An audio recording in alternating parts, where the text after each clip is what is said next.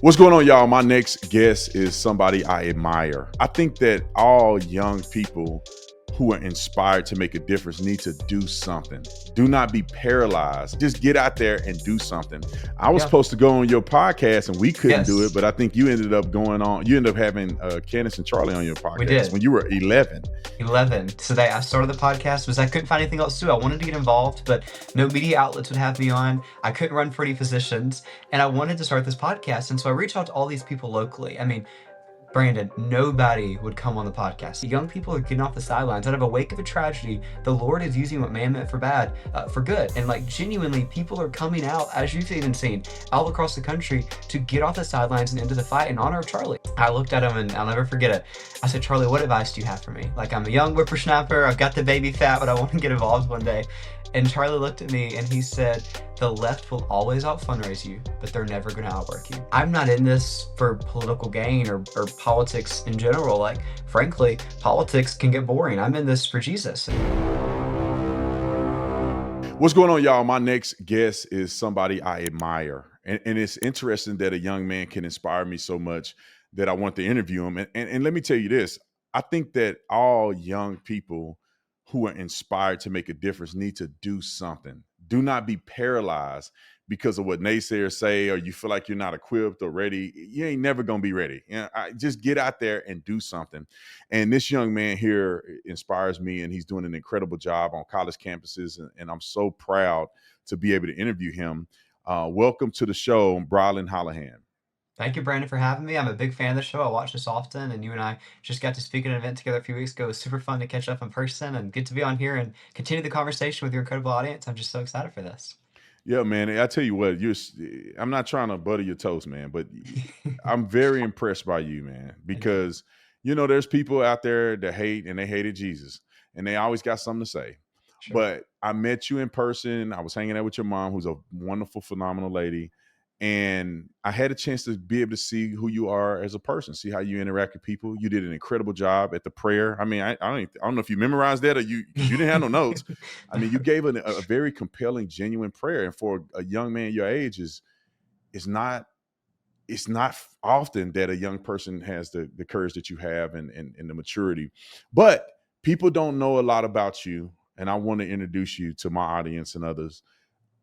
I think you've been doing this stuff long as I've been doing it. Am I wrong? When did you start making content and being a conservative online? Yeah, I think we started around the same year. I first got interested in politics around the 2016 election cycle. So it was a time in our country that pushed a lot of people out of politics because they said, whoa, this is so divisive. It's two adults screaming at each other on a debate stage. Yeah, politics isn't for me. But actually, that divisiveness is what brought me in, Brandon. I looked at that not as a flaw, but as something that we could fix and as something like our generation could genuinely come together to start talking to each other and stop screaming. And I vividly remember the first moment I started paying attention to politics. I was in the fourth grade, was doing some spelling homework one night on my couch, and my parents happened to have the debate on. And mom was a school teacher, dad's in construction, not like a family that watched the news a lot. They voted and they remembered, but didn't necessarily go to the rallies or fundraisers or put yard signs out. So it was really unique that the debate was on that night. And thankfully it changed the trajectory of my career. And it was that viral moment, that's gone viral that you remember now that, Hillary said to Trump, well, I'd be concerned with someone with the temperament of Donald Trump have the nuclear codes. And Trump kind of turned real quick and said, because you'd be in jail. And the whole crowd lit up and social media lit up and they were like, who is this guy? This real estate mogul from New York is just going off the script, just talking as he freely wants to. And the politicians that I grew up watching on my TV screen were Bush and Obama, who kind of came out with this talking point memo script that a consultant handed them as they walked on stage, and they didn't shy away from it. And I was like, this guy's unique. So I loved his style. I started watching that next summer, July of 2017. I wanted to get involved. I know this is going to shock you, but you don't have a lot of options to get involved at 11 years old. You can't run for office in most states. You also can't start a Twitter account until you're Yeah, 13. yeah, you were 11, right? You I said was 11. 11. You were Yes, 11 years old. I remember. 11. I Fourth remember grade. because I was Yeah. supposed to go on your podcast and we couldn't do it. Yes, But I think you ended up going on. You ended up having Candace and Charlie on your we podcast did. when you were 11. 11. So I started the podcast because I couldn't find anything else to do. I wanted to get involved, but no media outlets would have me on. I couldn't run for any positions, and I wanted to start this podcast. And so I reached out to all these people locally. I mean, Brandon, nobody would come on the podcast. City council members, mayor, local dog catcher, like nobody would come on the Brilyn Hollyhand show. And thankfully, Charlie and Candace happened to be coming through to speak at the University of Alabama, my hometown. And I just DM'd Charlie and I was like, hey man, is there any way that I can get 10 minutes of your time? And he gave me 30. And I remember asking him after the interview, I was like, why did you do that? Like his team's freaking out because he's gonna be late to the next stop. And like he just kept talking to me. And he said, Brilyn, I speak all day on college campuses begging the next generation to get involved. And here's a young, eager, young person ready to get involved. Why would I turn you down? Why would I not give you the time? And so I remember that all the time. Like every time that you and I are at these speeches and there's a young person in the audience and our team's pulling us to get to the next stop, I always want to take a point to make sure to any type of little bit of advice or mentorship or a picture or whatever I can to help the next person. Like I want to do that. And like the interview we just did before this was this 13-year-old who's in Clemson, doing this really cool podcast and she's starting super young. And like, that's so cool. Like to just see young people getting off the sidelines because in no way is it competition. Like Charlie could have very easily been like, we don't need more young people coming into this business. I need to be, the chief spokespeople for young people. He literally was like, let me help you out in any way I can and give you advice. And I'll say this, the very last thing that Charlie said in that podcast, and President Trump mentioned this in the speech at Charlie's memorial service a few weeks ago. I looked at him and I'll never forget it. I said, Charlie, what advice do you have for me? Like, I'm a young whippersnapper. I've got the baby fat, but I want to get involved one day. And Charlie looked at me and he said, the left will always out fundraise you, but they're never going to outwork you. He said, every single day, you control how early you wake up, you control how late you go to bed, you control as many swing states as you can travel to, but they can never take your work ethic away from you. So always make sure you outwork them. And Brandon, you saw it like firsthand. They never outworked Charlie. They had to kill him. Yeah, yeah, exactly. And that's one thing inspired me about you is that you are a hard worker, man. You remind me so much of how young Charlie started out, man, gunning it. I mean, you're in college right now, Yes, sir. I and just you're finished an English doing class before I came right, here. and you're doing the college tour. I mean, Yes, sir. I thought I've seen you go to like 5 or 6 different places while in college. How are you able to stay focused in an environment like that? Because one thing that's a little different between you and Charlie is that I don't think Charlie actually went through the college experience and finished it, and so he had a lot of time on his hands to do that independently. But when it comes to you, and I'm not trying to make a direct comparison, but Sure. college adds another dynamic. I went to college. I had to study for exams, and I played sports in college. So how do you stay mentally focused and balance all the things that you're doing while attending college? Certainly not easy. I'm in the middle of midterms right now, so I just took one this morning. I'm studying for a music appreciation midterm tomorrow. That's always exciting. But like one of the very last times that Charlie and I were together in person, he was trying to convince me not to go to college. He was making that effort of like, you don't have to have the degree to do what you want to do. And really, like the reason that I explained to him, and he, was supportive of me at the end of the conversation, was like I started at 11. I started in the fourth grade, and so half of my childhood has been one foot in the adult world and like being with the gray hair folks at the political conferences and like spending a lot of time, in that field. And I haven't been able to like be with my friends and make those memories growing up and be at the football games and like just that aspect of it.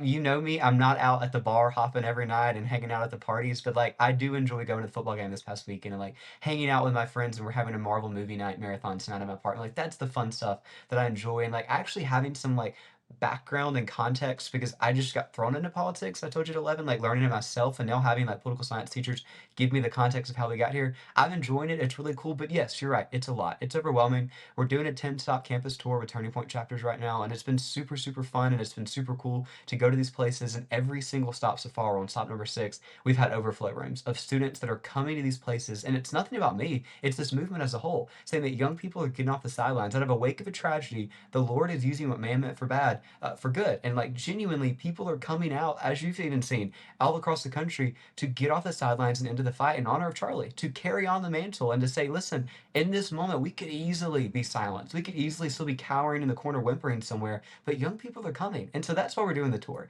Not because it's anything about me. It's certainly very difficult to make it from a college class. So it's every single day. I haven't missed a single class yet. 5 days a week, I've got classes, and then we speak on campuses. And it's been so cool just to relate to the next generation and look them in the eye and talk to them and take their questions. And we've done a meet and greet every single one. I think the longest one I did, we're like a 2-hour meet and greet after the campus stop. And then we got on the plane, came back, and here we are at class at 8 a.m. the next day because I've got 8 a.m.s 5 days a week. And so that's kind of that aspect of it's hard, and I get, like, from a business perspective, everybody's like, "Why are you doing this?" Like, "Why are you, like, pushing yourself to go to these tours?" Because it's important right now. Sure, could we have waited till the spring when I might have a lighter workload of classes? Absolutely. But the movement needs young people right now. And my frustration, and you and I have talked about this at great length, is there are so many people in our movement that love to scream that they want to see the next generation get off the sidelines and into the fight. But when a young person is sacrificing his childhood and college education to get off the sidelines into the fight, I'm the first person they want to attack. That's just the frustrating part here of you expect criticism from the left. You don't expect it from your peers and friends on the right, who we should be brothers alongside. This is in zero way a competition. Like every single Yeah. time that I go to these campuses, I had a speech just last night and somebody said, "Oh, well, it really would love to figure out how I can get involved. Should I start a podcast?" My first instinct was like, no. I mean, like it wasn't no, don't start a podcast, don't compete with me. It was yes, like how can I help you? Can I come be a guest? Can I give you advice on how I write scripts and how we kind of develop episodes? Like I want to help them. Like that's the whole aspect of this, and that's what you're doing here. Again, you could have looked at this as like, why would I have Brylan on the show? Like, why in the world would I have another young person on? Like, no, this is mentorship and how our movement coalesces together. And the left is so good at that. The left is so good of circling the wagons and protecting each other from Pelosi to AOC of both wings of their party coming together and block voting. And the right's really bad with infighting at the moment where we need to be more united with this momentum to go into the midterms. Oh, 1,000%, man. That's one of the things that I was so passionate about, because how I even ran across your stuff more recently is because people were hating pretty much. They were like, "Oh, who is this kid? Who is this kid?"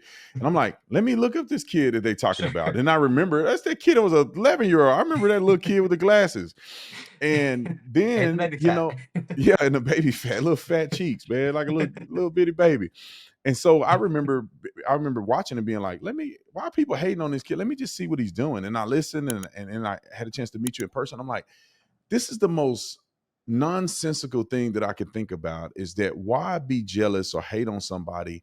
And if you think they have imperfections, how about you step out of your comfort zone and help the person become what you need them to be? Because Charlie is no longer here, and it's going to take a lot of young people. It's not just you, even though people want it to be like you, the one. It's everybody. We need every young person, whether you're seasoned or not, or whether you feel comfortable or not. Everybody need to get out and do something.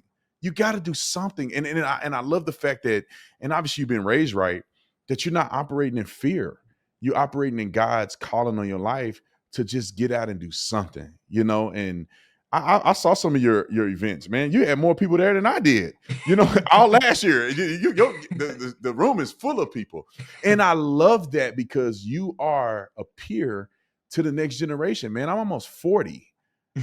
In 3 more years, my oldest son will be going to college. So I'm more of a mentor type. I'm no longer a peer. And we need more peers like you. And what are you seeing when you go on campus? There's people that don't go on campus, they don't really know what the vibe is. They only Sure. see the clips that go viral online. But like, what's the vibe for you on campus? Are young people responsive? Are you getting a lot of pushback on campus? Are people grilling you in the Q&A? Like, what's your responses?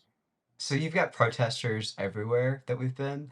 But what I want to be really clear, like every time I speak on a campus and I come back and tell, an older group about it or I go on TV and talk about it, people are instantly like, oh, like I bet the Antifa Mafia like meets you when you step foot on campus and they just drown out the event. And what I want to be really clear is like Gen Z is a conservative generation. Like a majorly conservative generation. The most conservative generation on the face of America today is Gen Z. Why? Because like they have woken up to the fact, thanks to COVID, that big government is bad for us. Government having control over you, locking you out of school, keeping you in your house, putting the diaper on your face, that's bad. Forcing a jab into your arm, like that woke Gen Z up. And so thankfully we smelt the roses on that. But what you don't see online on your TikTok for you page or on TV, because it's not popular to go viral, is the like loud minority of Gen Z. Those are the people that dye their hair blue, get the nose ring, get the bullhorn, they shut down the campus and protest. It's like 15 people on the quad of the campus. Nobody talks about the 50,000 students that are going to class, putting their head down and working and not screaming on social media because like they're genuinely so hard doing their part-time job and making up their class schedule that they don't have time to change their natural hair color, add an accessory to their nose, and then go, set up a tent encampment on a campus campus and protest. Like, that's just not going to happen. But nobody talks about those students. And so when we go to these campuses, people are always shocked when they see the videos like you just talked about of how did you fill a room in an overflow room with students? Like, there's that many conservatives.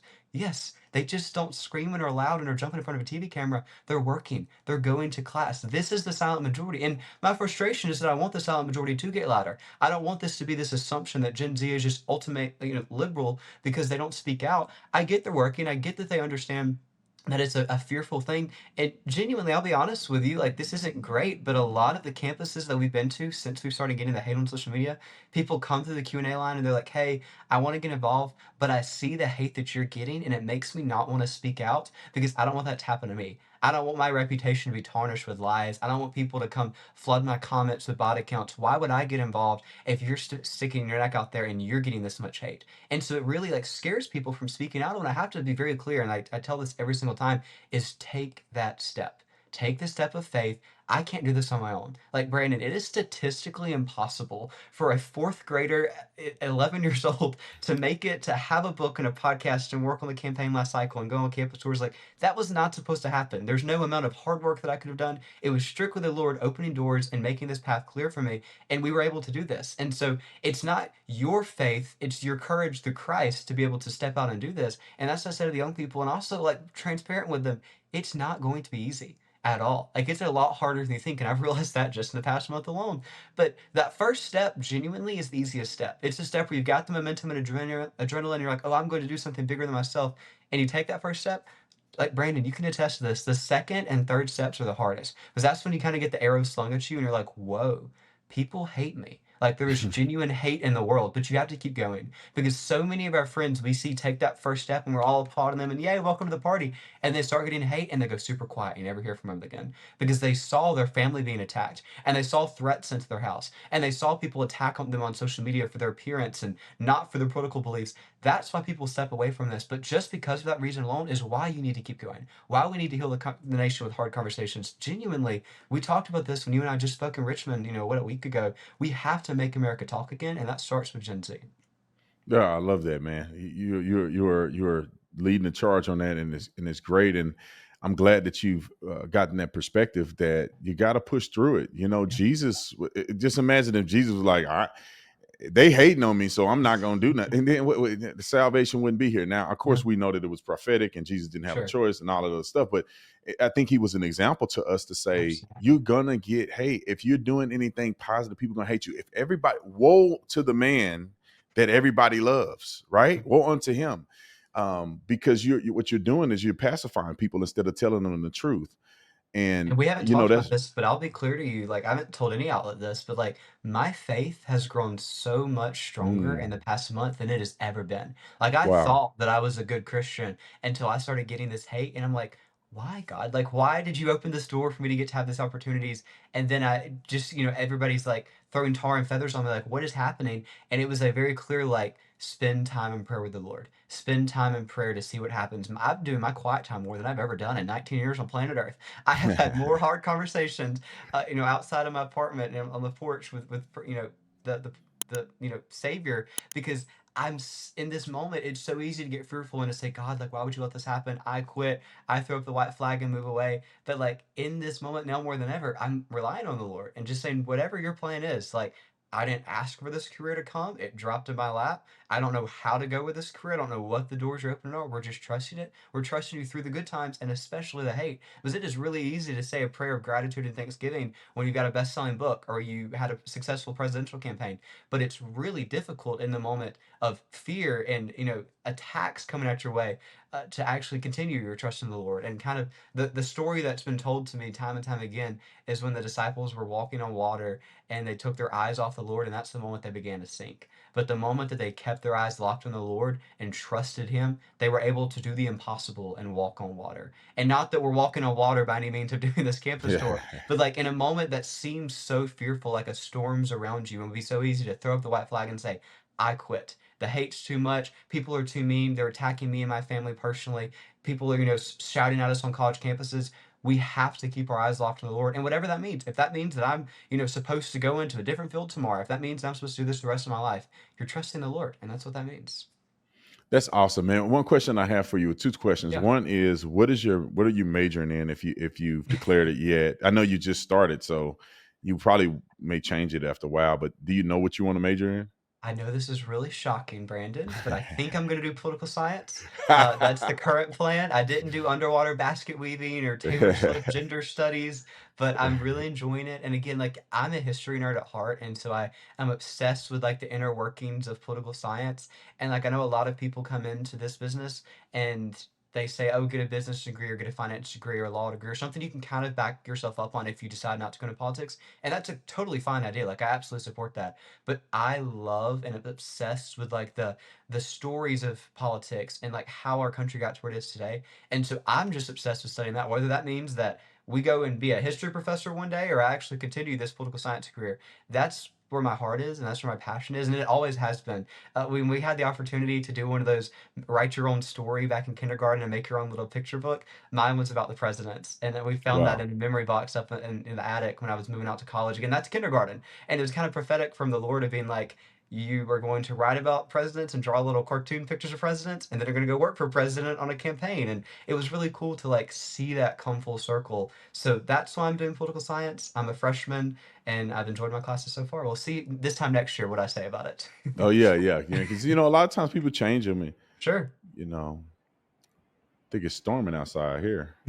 I hope the power don't go off, man. It's storming Oh. like a mud out here. But anyway, another question I have for you is, you wrote a book. Can you tell me about your book? When did you write the book, and what is the substance of the book and purpose of it? So it's called One Generation Away, Why Now is the Time to Restore American Freedom. I wrote it during my junior year of high school. Wow. And so it wasn't like, it's not a book about me. It's not my life story or memoir by any means, because I haven't lived a long enough life to talk about myself. The book is genuinely about inspiring the next generation. It's 12 chapters, 12 steps of how to get involved. Because I kept speaking on this campus and I've spoken at Turning Point chapters for almost 5 years now. And when we go to these campuses, I got asked the same question every single time with the Q&A line.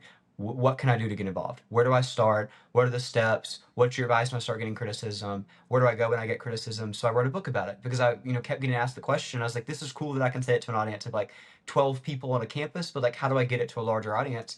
And like, legitimately, we were just talking about how we have some really cool turnout to these campuses with the movement's growing stronger. The very first time that I spoke at a Turning Point chapter, one singular student showed up, Brandon. And it was super intimate between me and that student. And we got to talk about this. And in that conversation with that one student, I was like writing a little note card out for him of like, maybe start sharing stuff on your social media. And if you go following sort of podcasts, if you start a podcast, start a newsletter, I kind of writing it out for him. And I was like, what if I just put these 12 steps into 12 chapters of a book? And the first 6 publishing houses that we presented this book idea to turned us down. These are the Hmm. largest publishing houses in New York, had all the funding and support behind them, but they said, we do not trust a junior in high school to fulfill a book and be able to do a successful book tour. It's not going to happen. The 7th publishing house we get to said, oh, we really like the book. Super cool story. One little issue though. If you take out the Bible verses, then we'll publish it. And I said, that's actually not going to happen. And I remember a point where my team came to me and they were like, listen, we're behind you. We'll support you. But you did see that number figure on the sheet. Like you saw all those zeros behind that. You're turning that down, and we could just take like a few Bible verses out. I said no. We're gonna No. keep the book. And so we actually took a lot less money with the publishing house we went to. That was incredible. And let me do the book as a junior in high school. Let me do the book with the Bible verses, and it was a number 2 Amazon bestseller, which again says nothing about me. It says that so many young people were interested in getting involved that they went on and bought another young person's book. And it's really difficult for like somebody to go and lecture on campuses, but it's a totally different story when like a young person speaking to other young people. And so it's not how I predicted spending my junior year of high school, but we wrote it in 3 months and got it out before the election, and it was a really cool experience. That's great, man, and I love that you have the mindset similar to me and giving back and not quitting when it's the one person that showed up to an event. I remember I had a dream. God showed me this vivid dream. I'm going out in this Coliseum, stadium seating, a stage right down the middle. I walked to the end of the stage, and there was 2 chairs, and there was 2 people sitting in a chair. I mean, I'm talking about an arena with hundreds of thousands of seats in it. And I remember getting right to the edge of the thing, and I said, I don't care how many people, I'm going to preach the gospel of I Jesus love Christ. that. The dream started over. I now walk out into that same arena, and it's filled with people. And then I wake up, and I wrote this dream down in my book. Sure. And that was, you know, kind of the way I always thought about how I wanted God to use me is that it doesn't matter if it's two people or three people. I've been to turning point events, and I got millions of followers, and hey, it kind of hit my pride a little bit. I went to a turning point event, it was like 5 people there. And I flew all the way across the country, stayed in this nice hotel. 5 people were there. But I had to remember what the conversation that God had with me, or the vision that he showed me in Yeah. that dream, is that it don't matter, Brandon. It's all about doing my work. And that one person can change the world. And it's not up to you to figure that out. It's up to me to be And able it's to not about use you to do us. that. Like we're not Right. speaking at these campuses because of us. It's about the movement and like trusting the Lord and being ambassadors for Christ through this movement.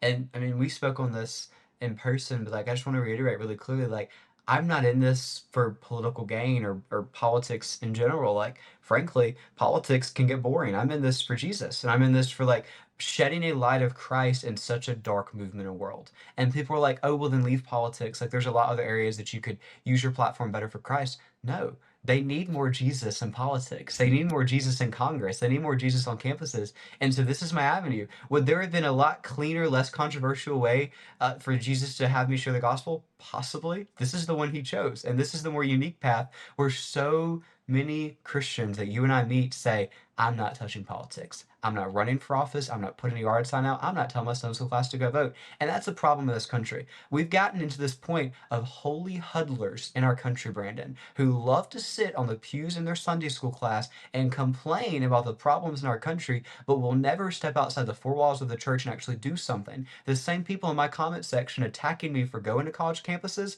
are the same ones that would never set foot on a college campus. But they're also realizing the threat that faces Gen Z, and if we lose Gen Z, we lose the nation. And really specifically, you've been in Arizona, you'll understand this. I was in the campaign until the internal polling. There was no chance that Donald Trump would have won the country and got back in the Oval Office where he sits this evening if he did not win Arizona, Pennsylvania, and Georgia. And he won the specific counties in those states because of young people on college campuses getting out to vote. That is totally Charlie. That is Charlie specifying on those 3 states, getting the mobilization out. Gen Z saved the country. Gen Z put President Trump back in the Oval Office. Gen Z helped Congress get the majority and help the Supreme Court have a majority today. But we can't take our foot off the gas. We can't say like, oh yeah, we won. Now let's go infight at each other and rip each other to shreds. No, we need to be united more than ever before. Yeah, I love that, man. I really appreciate you. Young man that's inspiring. How do people go and find you on social media, man? Like, where can they It's follow you? I think you got a bunch of followers now. You had like 400,000 on Instagram or something like that. and we didn't 2 weeks ago. These people that are hating are actually dropping a lot of people Yeah. to our page, so they're You talking. know, and this is the thing that you should know and other people should understand is that there's a very big difference between the haters in the comment section and people who really enjoy you. Because I get so much hate in the comment section, people probably think I'm ready to give up. But like, we got 300,000 new subscribers just last month, while people are saying I'm getting paid for Israel or something crazy. So never look at the comment section outside of, giving a little thumbs up to the people that really care. The rest of them are haters and trolls. So what's your handle on social media so people can follow you? Yeah, it's all at Brilyn Hollyhand. So super simple: Facebook, Twitter, Instagram, TikTok, YouTube, just at Brilyn Hollyhand. We post videos from the campus tour. We post selfie videos of me talking about a topic as I'm walking to class. Like super simple, super laid back. Just trying to talk to the next generation. We're not in any type of plushy DC studio talking to people. I'm in my dorm room right now. I just finished English Yeah. class. I'm headed to history class in a little bit. Like this is just me, and we're trying to talk to the next generation, not about me, but about how they can get involved. And that's the cool part about this. I love that. How did they get your book too? Is it on Amazon or It's do on you Amazon. Yes, I sir. said okay.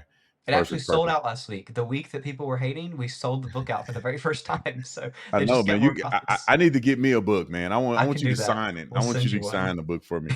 That's But anyway, easy. Brylan, thank you so much, man. God bless you. I know you got to go to class. You're a busy young man. And I'll say this for the public. I stand by you. I support Thank you. you. You need anything from me, I got you. As long as Thank you you. living for the Lord, you can depend on B. Tatum to be Thank your you. number one fan, man. So I appreciate you, brother. Thank you. Same here. I appreciate what you're doing and you actually using your platform for the Lord. We need more of that across this, not even campuses, but just across this country. So keep up the great work and genuinely, this means a lot. So I appreciate you, my friend. Thank you, man.